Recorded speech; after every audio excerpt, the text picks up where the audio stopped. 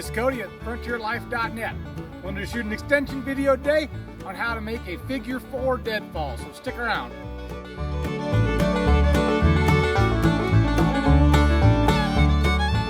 So if you're reading Shinin Times, you know that Jemmey and Blackburn are camping in the Three Forks area for the winter. They don't have a lot of ball, so they're going to try to find some meat some other way. And Blackburn has spent some time with the Lakota, so he knows a lot of primitive skills. And so one primitive skill that he teaches Jemmey is how to make a figure 4 deadfall. So that's what we're going to learn in this video, and I'll show you how to do it in just a second. Now, as you get started with your primitive trap, the thing you got to do is select good wood for the project. This is going to be determined based on where you are. In this area that I'm in, I got a lot of cedar to work with, so I'm going to go ahead and use that. It's got some good candidates. And what you want to do is you want to look for pieces that are pretty long and straight. The diameter should be at least as big as your finger, but this kind of depends on how heavy your deadfall object is. So there's a good candidate right there, and I'm going to need 3 different pieces for this project. So I'll go ahead and select my pieces and then show you how to put them together. Now once you have your wood selected, the next thing you need to do is find your deadfall object. The general rule of thumb is that you need an object that is 3 pounds for every 1 pound of animal that you're trying to trap. So if Jemmey's trying to trap a 5-pound rabbit, he needs about a 15-pound deadfall. So this rock here is pretty stout, probably about 15 pounds, and I'm going to go ahead and use that. And at this point, I do want to just mention that primitive traps like this are illegal in many states, including my home state. So I'm not going to use this trap to actually catch anything. I'm just using it for demonstration purposes and for educational purposes. So if you're going to want to use this, you definitely want to check your state regulations and be within the law. Now here we have all the pieces for this figure 4 deadfall. We've got 3 straight pieces of wood, and we've got our deadfall. So now we've got all of our pieces. It's time to start putting it together. I've got my deadfall here. And what I need to do is I need to start getting an idea of how tall I need this to be. Now this rock's not very big, so it's not going to end up being a very tall trap. And so this first piece I'm going to work with is going to be called my upright. So right now I'm just trying to gauge about how tall that's going to need to be, and it's not going to need to be very tall. So I'm going to go ahead and say right about in there is probably where I need to be. So I'm going to go ahead and strip the bark off this and clean it up a little bit and show you what I'm working with when it's all done. Now I've got my upright made, I'm going to go ahead and show you what I did to it. So after I got the height figured out, I kind of rounded off the bottom here. And this piece is just going to rest on the ground. The ground is frozen right now. It's the middle of winter time, so sometimes in the summer I'll sharpen that to a point and then jam it in the ground, but for now I'm just going to kind of round it off there. And at the top, you can see I made a V, and my diagonal is going to sit into that, but that's what I got going on right now with my upright. So I'm going to go ahead and get started on my diagonal and show you what I'm doing there. So now I got my upright about the right height. We'll see. This piece is going to be my diagonal. So first thing I got to do is I got to kind of get an idea of where I want my V to be. And I would say, it was that long there. Yeah, I'm going to go ahead and carve a notch right here to fit this V on my upright. So I'm going to do that and then show you what I'm working with. Okay, so now I've got my diagonal carved, and I'll come show you in a second, but what it does is I've carved a V notch to fit that V at the top of the upright, and then I've got a V on the back here that's perpendicular to that that notch that I carved. So let me come up and just show you what I got, what it looks like. So here's my upright. It's got the V. Here's my diagonal. It's got the notch that fits into that V. And then perpendicular to that is a long V that I carved at the bottom of it. So the next step is to start my trigger stick.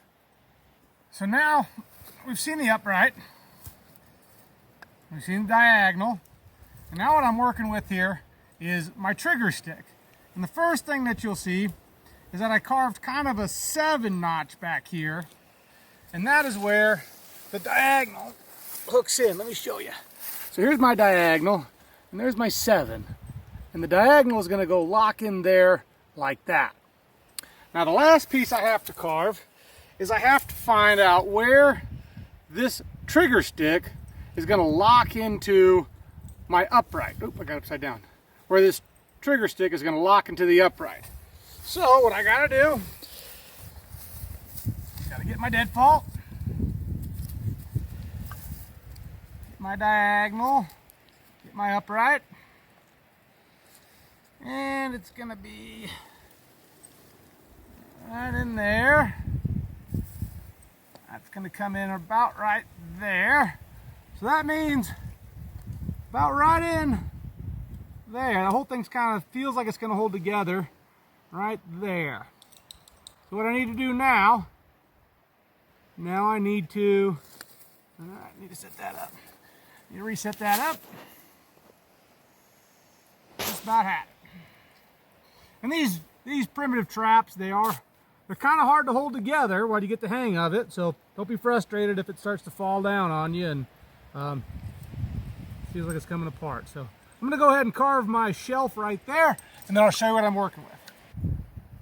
So now I've got my trigger stick done, and let me show you how it all works. So I've got my upright that you've seen before, and now you can see I've carved a flat face on that. We've talked about the diagonal. That fits into that V just like that. And we've talked about that 7 notch. Well, I went ahead and carved another 7 notch here in my trigger stick. Oh, wait, that's the 7 notch at the back, sorry. That's the 7 notch on the front. And how that fits in, when that fits like that, this flat here on the trigger stick will lock in to my upright. And that's what locks the whole trap together. So you got to make sure that you have 2 flat faces there, so that way that trap can lock like that. Now I will go ahead and just tell you that you're going to wish you had a third hand when you were putting all these when you're putting a trap together like this. They're difficult. Don't get frustrated. Just keep working through, and eventually you'll get to the point where your trap will work. So I'm going to go ahead and set it up. Now that I've got all my pieces cut, I'm going to go ahead and show you how it all comes together. Hold up my deadfall object. My upright goes there. Here's my diagonal. I'll try to set it right around in there. Take my trigger stick.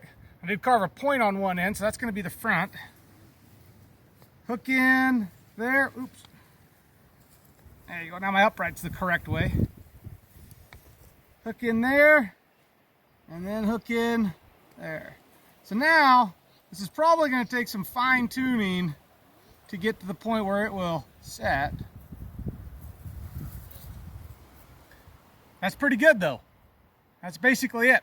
That's the figure 4 deadfall, so it should stay locked like this. Now, the idea is that you're on a game trail, which we actually are, and you would bait the end of this stick here. And then with whatever, you got fat or you got berries or whatever you're using for a bait. Then as the animal comes in, they disturb this there, and then the trap would fall on them and pin them to the ground.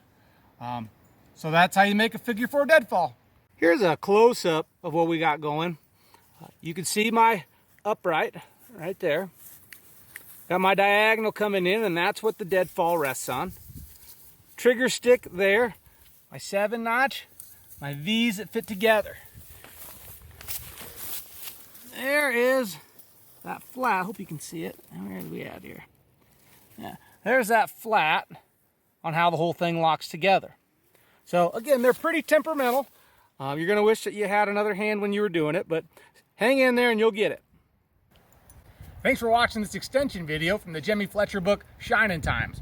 Hopefully now you'll have a better understanding of events in the book and a better understanding of the American frontier. It was primitive technology that lit like this that lasted for tens of thousands of years. Native Americans would have used and the mountain men would have been very familiar with. So thanks for watching this video. Thanks for reading Shinin Times, and we'll see you later.